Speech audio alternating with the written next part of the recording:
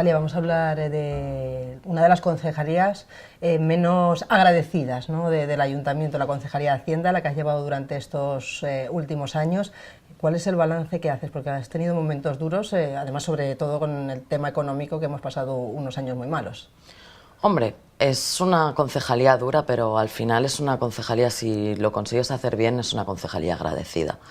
Yo hago un balance muy positivo porque la situación en la que entramos era una situación muy mala, los proveedores cobraban muy tarde y cobraban bastante mal y no teníamos una capacidad de endeudamiento y sinceramente no sabíamos cómo íbamos a solucionarlo todo, pero la verdad es que poco a poco, y yo siempre he reconocido que en parte gracias a algunas medidas del gobierno central hemos ido despegando y poco a poco la situación ahora mismo pagamos a los proveedores en tiempo y forma, de hecho están bastante agradecidos por la situación, devolvemos los préstamos bancarios, incluso ya empezamos a tener liquidez y empezamos a tener dinero presupuestario para hacer inversiones, o sea que yo creo que en pocos años, en unos 5 o 6 años que llevo yo en la concejalía, hemos cambiado la situación. Ha costado mucho, pero lo hemos conseguido. Porque sí que hubo una cierta polémica en torno a la deuda, ¿no?, que había cuando entraron ustedes a gobernar.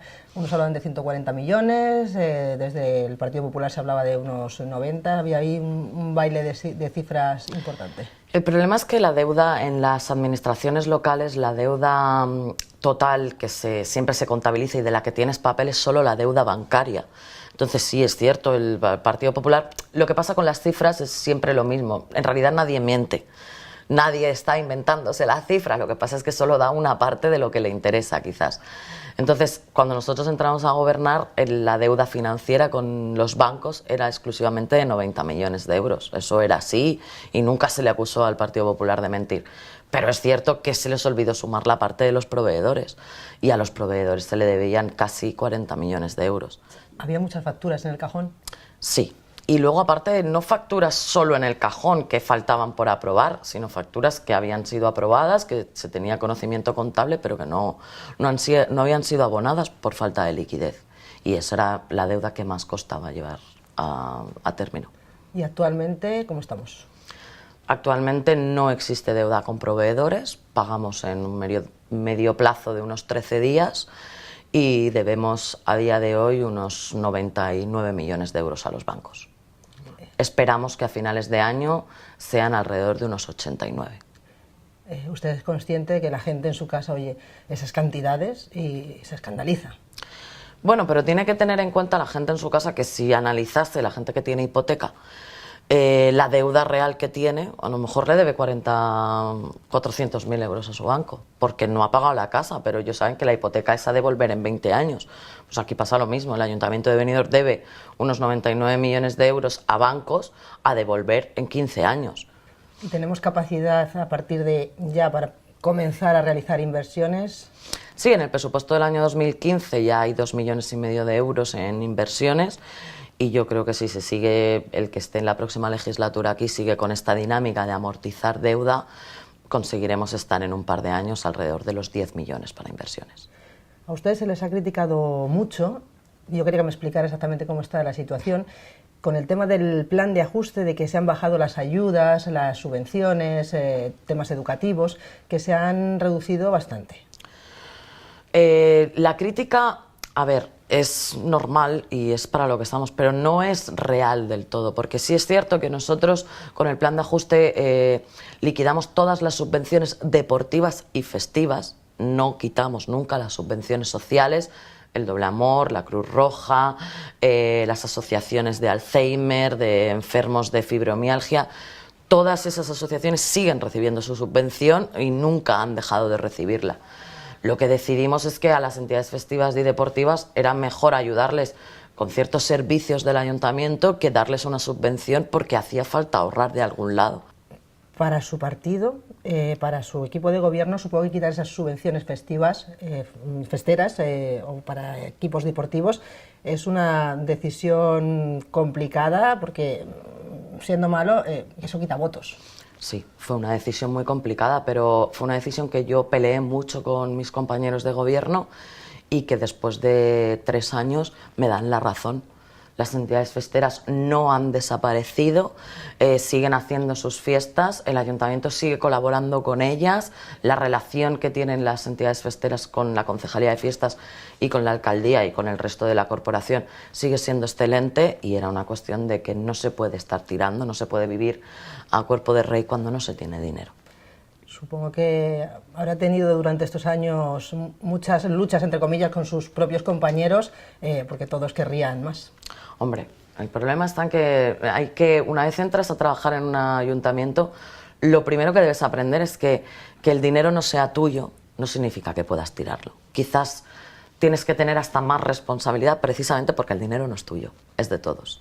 Entonces, sí, pedir es gratis, como digo yo siempre, pero bueno, en la virtud de pedir está la virtud de no dar. Eso le ha supuesto mucho enfrentamiento con sus compañeros, sobre todo con el tema del pacto. Porque... Sí, mucho enfrentamiento y mucha discusión. Yo lamento que las discusiones de los despachos salgan a la luz. Yo jamás le he filtrado a nadie una discusión en un despacho porque considero que todos en cualquier trabajo acabamos discutiendo con el jefe o con quien sea. Es que es lo normal, pero lo que no está bien es que salgan a la luz para hacer de esto un espectáculo. Esas filtraciones son uno de los puntos que hacen que los ciudadanos piensen que los políticos nos dedicamos a un circo. Y yo lo lamento, pero sí es verdad que me ha costado muchas discusiones. Después hablaremos del tema del pacto, de esa ruptura del pacto más tranquilamente, pero también han tenido problemas con el tema de las expropiaciones. ¿Cómo está la situación ahora? Hombre, ahora está un poquito más calmada. El problema es que cuando nosotros llegamos aquí había muchos expedientes de expropiación por varias leyes de la Comunidad Valenciana urbanísticas que estaban parados, estaban estancados, que estaban en los juzgados, que nadie se había preocupado de ellos y que, claro, había que solucionarlos porque suponían muchos millones de euros. Entonces hablamos de que hemos tenido que pagar expropiaciones en folletes por no hacer caso a un juicio de casi 2 millones de euros. Hemos tenido que pagar, bueno, no hemos pagado porque todavía no es obligatorio, pero sí que lo hemos retenido en el presupuesto, casi 6 millones de euros para la expropiación forzosa del Moralet. Son cuestiones que un poco cuestan de explicar a la ciudadanía. Incluso yo, que no entiendo casi nada de urbanismo, no entendía por qué, si el Ayuntamiento de Benidorm no quiere un terreno y no lo necesita, tiene que expropiarlo. O sea, es algo que me costó mucho comprender. He hablado del IBI. El IBI que se subió en esta pasada legislatura. ¿Se podrá bajar? Porque es uno de los IBIs... mucha gente viene aquí, tiene una segunda residencia y dice, si es que pago más en Benidorm que en Madrid. La realidad es que el IBI se subió en el 2012 con el plan de ajuste y luego se ha ido bajando. O sea, el tipo ha bajado en el 2013, en el 2014, en el 2015 y supongo que en el 2016 también bajará. ¿Cuál es el problema? Que a la vez que nosotros hemos ido bajando el IBI conforme hemos ido estabilizando la recaudación, el Ministerio ha ido subiendo los valores catastrales mediante coeficientes. Entonces, en realidad, lo que ha acabado sucediendo es que el ciudadano sigue pagando lo mismo. No paga más IBI, pero no paga menos tampoco. El recibo se queda igual. Tenemos uno de los IBIs más bajos de la comarca a día de hoy. Porque el Partido Popular aquí en este ayuntamiento sí que sigue pidiendo que se rebaje ese IBI. El Partido Popular solicitó que se rebajara al 0,60, pero entendieron y les hicimos ver que en este año era muy temerario porque íbamos a perder casi 6 millones de euros en ingresos por una serie de cuestiones que también han bajado los valores catastrales de naturaleza urbana no desarrollada por una sentencia judicial y tenían que entender, lo entendieron y quitaron de hecho la alegación a la ordenanza y yo ya les dije que la próxima legislatura quien esté que lo reconsidere porque es una opción que esté el tipo al 0,60, pero no es algo que se pueda hacer a salto de mata, hay que hacer un estudio concreto para bajar más el tipo.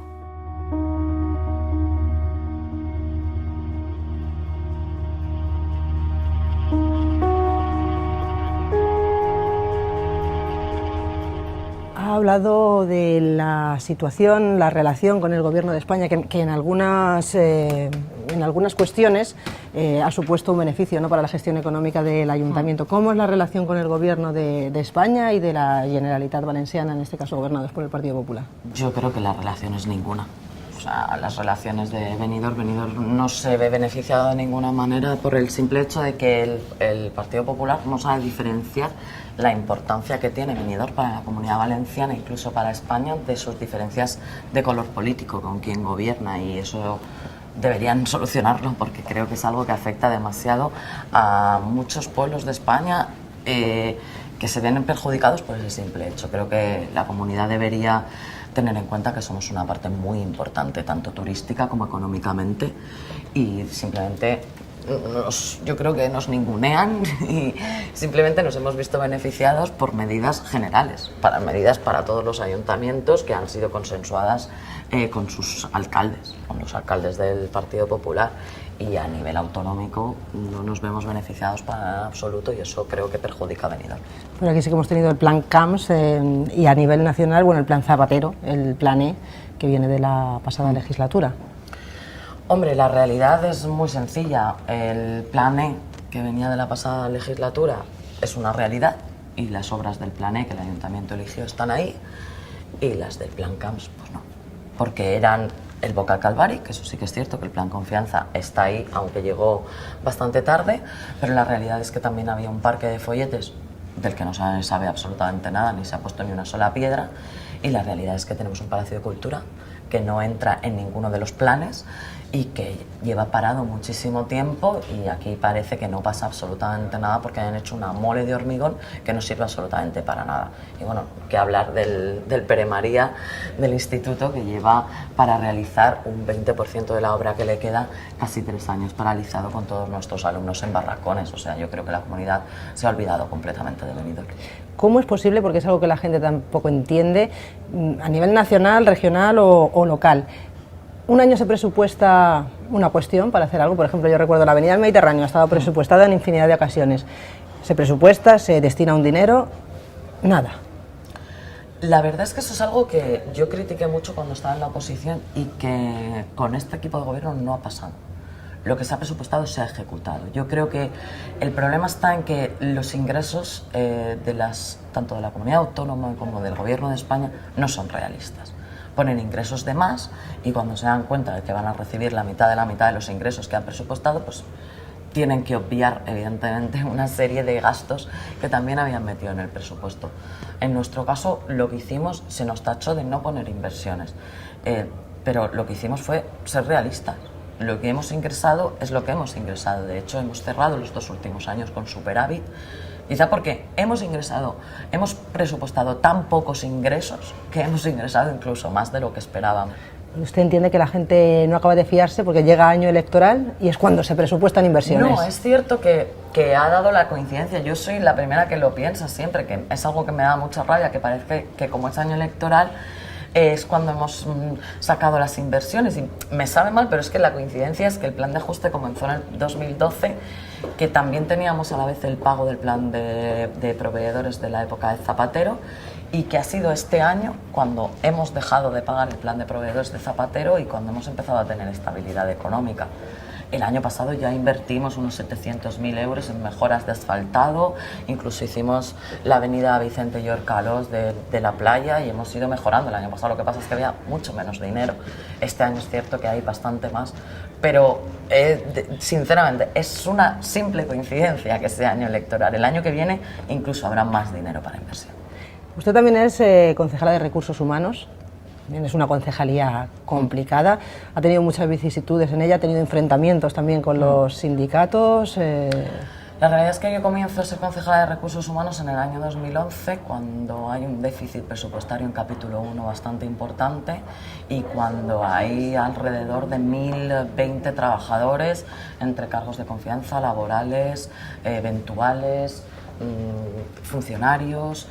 Y entonces yo considero que eso hay que acabar de alguna manera. De hecho, cuando yo entro de concejala de Recursos Humanos, el gasto en capítulo 1, hablamos de que nos estamos gastando alrededor de 38 millones de euros, ahora mismo nos estamos gastando alrededor de 31, 32. Y es muy sencillo, lo que hacemos es no renovar contratos con laborales, quitar comisiones de servicio, reducir los cargos eventuales, y a día de hoy somos alrededor de 830 funcionarios. Todo lo que sea recorte conlleva una bronca con un sindicato, eso es así.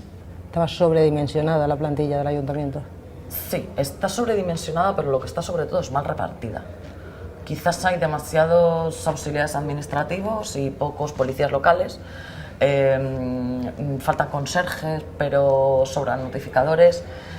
Es decir, no, los 850 empleados que hay ahora mismo es una cifra que es necesaria, pero quizá lo que hay que hacer es una valoración de puestos de trabajo en condiciones y repartirlos mejor. Es cierto que quizás si hay una cosa que no he hecho bien como concejala de Recursos Humanos es haber conseguido hacer una valoración de puesto de trabajo, haber tenido tiempo y dinero para encargarla y llevarla a cabo. Lo de la valoración de puestos de trabajo lo llevo oyendo yo mucho tiempo. Mucho la tiempo. Última es del 95. Así que sí, tanto tiempo como ese. Usted intentó también que los miércoles por la tarde, si no me equivoco, este ayuntamiento se abriera, que los funcionarios trabajaran. Eso duró muy poquito. La realidad es que el Gobierno de España amplió la jornada laboral a los funcionarios a 37 horas y media, cuando aquí se trabajaban 35, y yo hice una solicitud a todos los jefes de los departamentos por escrito que me dijeran si preferían trabajar 2 horas y media por una tarde a la semana o dividir esas 2 horas y media entrando 15 minutos antes y 15 minutos después. Todos los escritos de todos los jefes de los departamentos decían que entrar 15 minutos antes y 15 minutos después.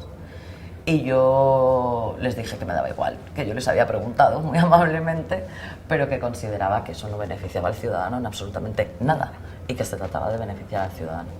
Duró un invierno.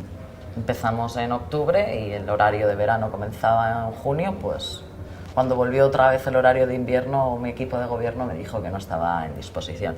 Y ahora en principio se supone que entran a las 8 menos cuarto y salen a las 3:15. Se supone. Es algo que lamentablemente no puedo garantizar 100% porque no hay control de entrada por huella digital, porque tiene un coste y no hemos podido invertir en ello. Entonces yo entiendo que la buena fe de los funcionarios, los que trabajan para mí en el área económica, entran a menos cuarto y salen a cuarto. Por ellos sí que puedo poner la mano en el fuego.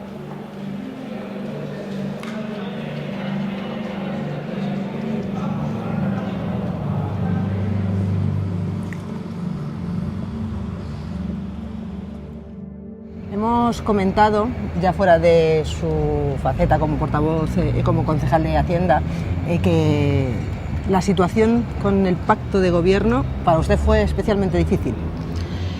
Sí, yo reconozco que no fue nada fácil.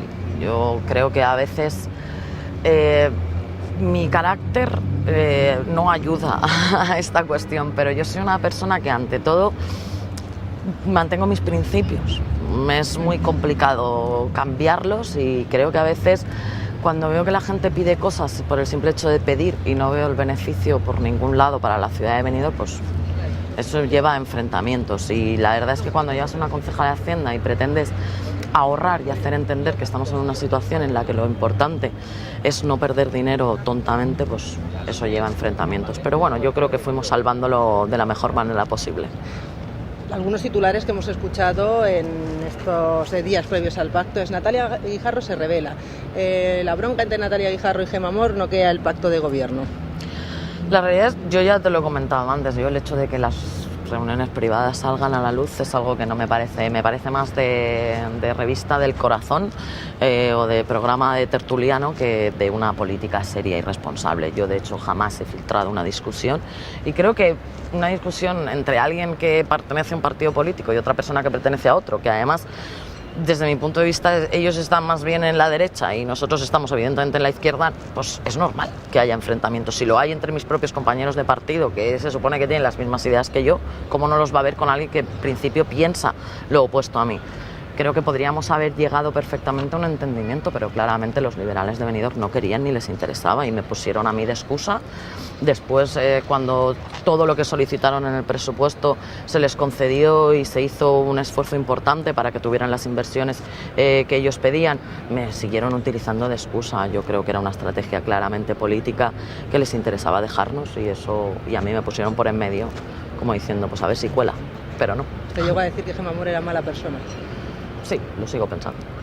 Lo dije en privado y lo dije en una reunión y era algo que nunca debería haber llegado a los oídos de la ciudadanía, pero como fue ella la que se lo contó a la prensa directamente, pues sí, lo sigo pensando. Alguien que no va de frente y que no te dice que tiene un problema, para mí no es una buena persona. Yo creo que hemos tenido muchos encontronazos con el Partido Popular porque son la oposición, pero las diferencias están ahí y están a la cara. Sin embargo, alguien que filtra las cosas cuando en principio gobierna contigo, es que no es buena persona. Yo eso jamás lo haría. Yo le dije siempre todo lo que pensaba, de lo que solicitaba y de sus políticas a ella en una reunión, en un trabajo.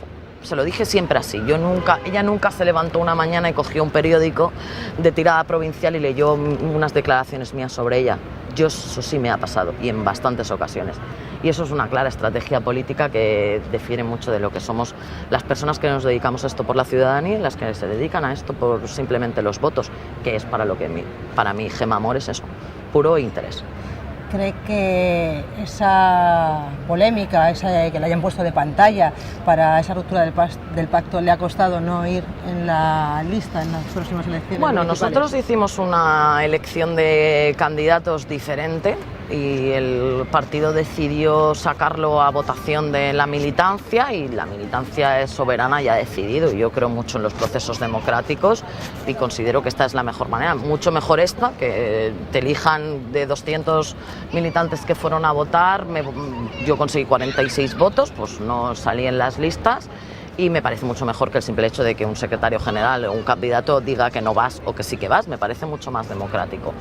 Yo creo que una parte sí que me perjudicó el hecho de que se piense que se va a tener que volver a pactar con Gemma y que yo soy un escollo. Sí que lo pienso, que más de uno no me votó pensando en que podía ser así.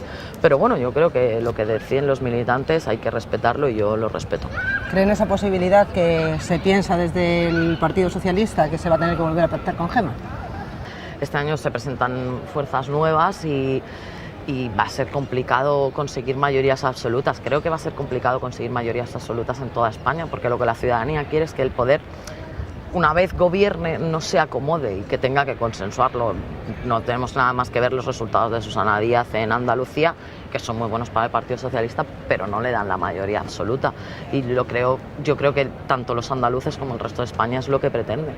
Pretenden que el gobierno al que le des el poder tenga que pactar. Ahora depende de los políticos hacer ese esfuerzo y entender que un gobierno gobierna en minoría no significa que la oposición tenga que fastidiarle y haga una ciudad ingobernable, sino que se sienten para llegar a acuerdos y así representar a más ciudadanos. Sí. Eso creo que es una función que los políticos tenemos que aprender. Muy complicado.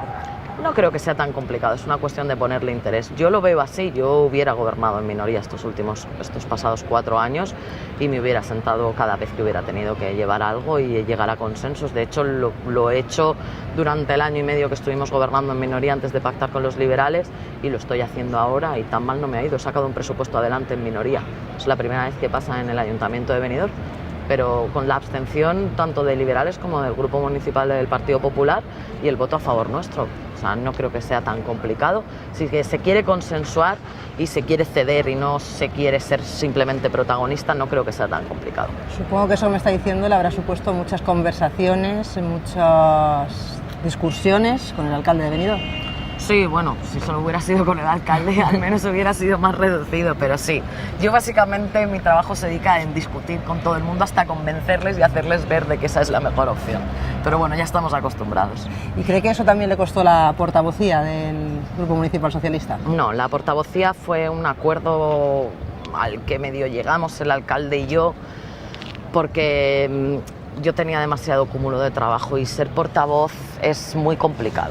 No a nivel externo, porque es cierto que intervenir en un pleno pues es estudiarse los puntos y poco más, pero un portavoz debe llevar el consenso de todo el grupo y era casi incompatible discutir con ellos por temas económicos y a la vez tenerles que poner de acuerdo por cuestiones de grupo. Era una situación muy compleja y fue una especie de acuerdo al que llegamos el alcalde y yo para que yo dejase la portavocía. ¿Y su relación con Juan Ángel Ferrer? Porque cuando estaba en su grupo nunca fue mala. No, ni lo ha sido nunca. Yo nunca he tenido una mala relación con Juan Ángel Ferrer, lo considero además un amigo. Y considero que esto no deja de ser política. El señor Ferrer consideró que esos presupuestos no le representaban y consideró que había sido perjudicado por el pacto de gobierno claramente, y yo también lo consideré así.